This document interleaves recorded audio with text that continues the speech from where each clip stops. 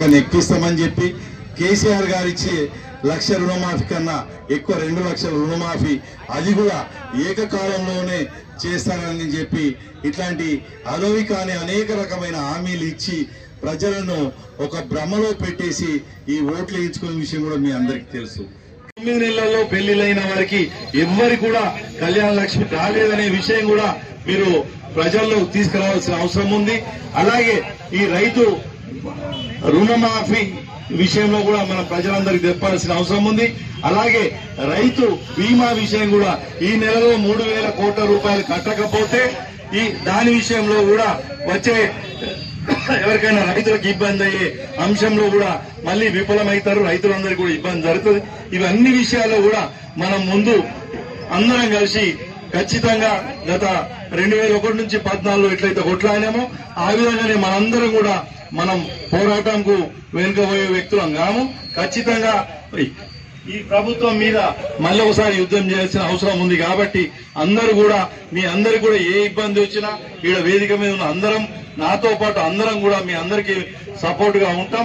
ఖచ్చితంగా ఈ రైతులకు గ్రామీణ ప్రజలకు ఏదైతే సమస్యలు వచ్చినాయో వాటన్నిటిని కూడా ఆదుకుంటాను. మీ అందరం కూడా మీతోటి ఉంటామని ఆశిస్తూ ఈ అవకాశం ఇచ్చిన మీ అందరికి కూడా అకౌంట్లలో ఏ బ్యాంక్ అకౌంట్ తెరిచినా ఆధార్ కార్డ్ అని ఒరిజినల్ కార్డ్ నంబర్ ఉంటేనే కరెక్ట్ గా వస్తుంది. కానీ వీళ్ళు మనకు చూపించే ఏదైతే లిస్ట్ లో మీ ఆధార్ కార్డులు తప్పునే అని చెప్పి వీలే సృష్టించి మన మీద పడేసి మీరు కొట్టుకసావండ్రా, మీరు రోడ్ల మీద తిరగండ్రా అని చెప్పి ఇవాళ అందరు ఇంతకుముందు వస్తుంటే మంజిరా గ్రామీణ బ్యాంక్ దగ్గర వందలాది మంది నిలబడి అయితే మనను అందరినీ రోడ్ల మీద తిప్పించేసి మనను ఇబ్బంది పెడుతున్న విషయం కూడా మీరు అందరూ తెలుసుకోవాలి. కానీ కేసీఆర్ గారు గతంలో రైతు బంధు ఇచ్చినప్పుడు గాని 1,00,000 రూపాయల రుణమాఫీ ఇచ్చినప్పుడు గాని ఎలాంటి పత్రాలు అడగకుండా ఏవైతే బ్యాంకులో ఉన్నాయో అవన్నీ కూడా క్లియర్ చేసిన ముచ్చట మీ అందరికీ తెలుసు. కానీ ఈ ప్రభుత్వం మాత్రం ఎగ్గొట్టే ఆలోచనలో ఉన్నారు. ఎందుకు? ఒకటే రోజు మొదటి రోజు అయితే రుణమాఫీ చేస్తామన్న రోజు ఆ రోజు ఒక పెద్ద అడ్వర్టైజ్మెంట్ ఇచ్చారు. ఆ అడ్వర్టైజ్మెంట్ లో ఏకకాలంలో 2 లక్షల రుణమాఫీ అని ఒక అడ్వర్టైజ్మెంట్ ఇచ్చింది. కానీ ఏకకాలంలో ఇచ్చిండా? ఇవ్వలేదు. మరి 3 సార్లు కూడా ఇస్తున్నాను అని చెప్తున్నాడు. ఇంతకుముందు మన నాయకులు 40% అయింది, 50% అయింది అని చెప్తున్నారు. కానీ వాళ్ళు ఇచ్చింది మాత్రం అంటే వాళ్ళు చెప్పింది 17,000 కోట్లు, డబ్బులు ఇచ్చింది మాత్రం 7,000 కోట్లే. అందుకే మన రైతులందరూ కూడా ఇవాళ బ్యాంకులలో ఇబ్బంది పడుతున్న పరిస్థితి ఇది. కేసీఆర్ గారు 1,00,000 రూపాయల రుణమాఫీ చేసినప్పుడు 17,000 కోట్లు ఇస్తే 1,00,000 రూపాయల రుణమాఫీ జరిగింది. కానీ ఈ ప్రభుత్వం 2 లక్షల రుణమాఫీ చేసిందని చెప్తుంది, 17,000 కోట్లు మాత్రమే ఇచ్చిందని చెప్తుంది.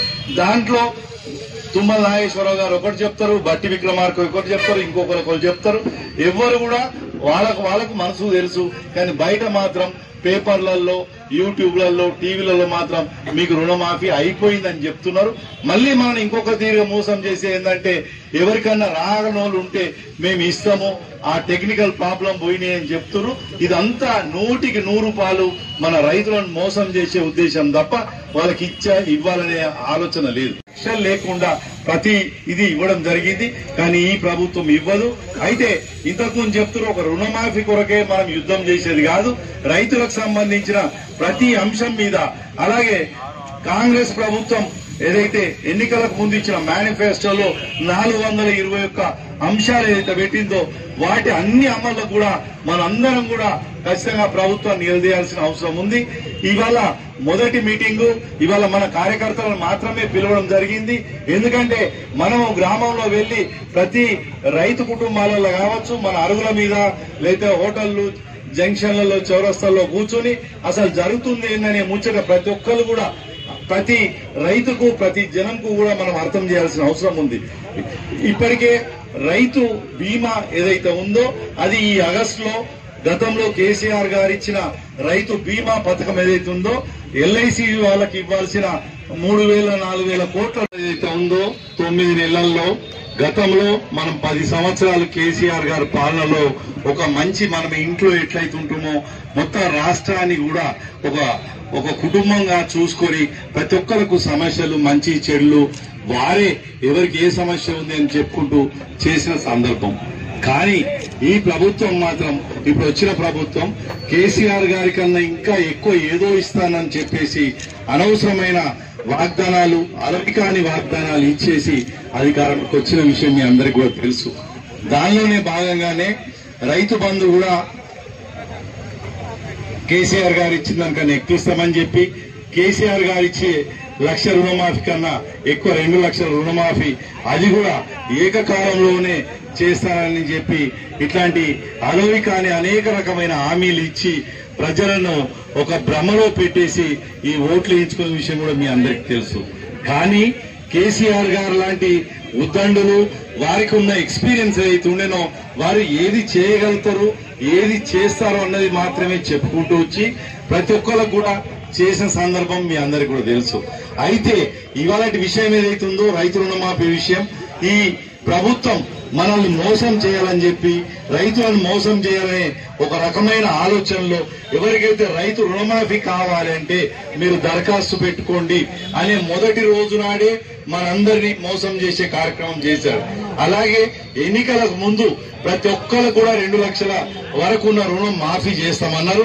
కానీ ఆయన అధికారంకి వచ్చిన తర్వాత ఎవరైనా సరే ఏ ప్రభుత్వమైనా సరే ఇవాళటి వరకు ఉన్న బాకీలన్నీ మాఫీ చేస్తే ఉంటాయి. కానీ ఈ ముఖ్యమంత్రి మాత్రం ఈ ప్రభుత్వం ఒక సర్టెన్ డేట్ నుంచి ఈ డేట్ల మధ్యలో ఉన్న బాకీ మాత్రమే నేను ఇస్తాను అని చెప్పడంతో వాళ్ళ మోసాలు కుట్రలు మొదలైనవి. అయితే ఇంతకుముందు మా నాయకులు చెప్పినట్టు మన నాయకులు మన తోటి అన్ని అమలు చేయండి.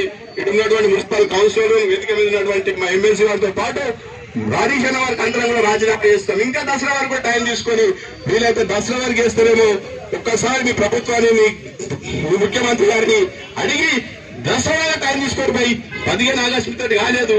దసరా వరకు టైం తీసుకున్నా సరే 6 గ్యారంటీలు 13 హామీలు నెరవేర్చినట్లయితే మేమందరం కూడా రాజీనామా చేస్తాం. మా అన్న హరీశ్వరతో కూడా రాజీనామా చేపిస్తాం. అడుగు బరాబర్ తయారున్నారు కాబట్టి మీరు ఆ దిశగా పనిచేస్తానో అధికారం లేకుండా ఆ విధంగానే పనిచేస్తానని చెప్పి నిరూపించాడు. ఈరోజు 40% రుణమాఫీ అయింది అంటే అది హరీష్ రావు చేసింది తప్ప ముఖ్యమంత్రి చేసింది కాదు. అది మనం చెప్పడం కాదు, సాక్షాత్తు రాష్ట్ర ముఖ్యమంత్రి చెప్పుకుంటున్నాడు.